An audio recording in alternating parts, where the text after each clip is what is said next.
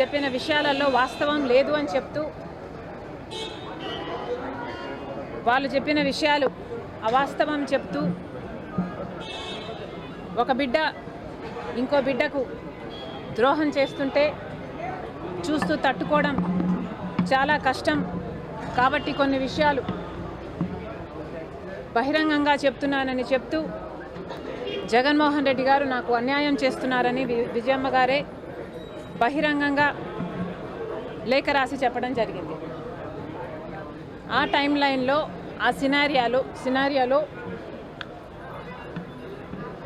జగన్మోహన్ రెడ్డి గారికి విజయసాయి రెడ్డి గారికి మధ్య జరిగిన సంభాషణ గురించి, ఆ ఇన్సిడెంట్ గురించి విజయసాయి రెడ్డి గారు నాకు చెప్పడం జరిగింది. ఒకరోజు జగన్మోహన్ రెడ్డి గారు సాయిరెడ్డి గారికి ఫోన్ చేసి, ఇలా షర్మిలమ్మ ఈ విషయాలన్నీ బయటపెట్టింది,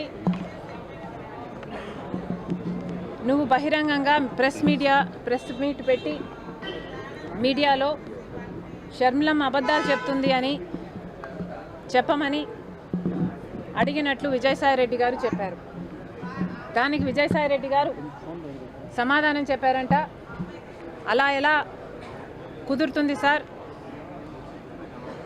రాజశేఖర రెడ్డి గారి ఇద్దరు బిడ్డల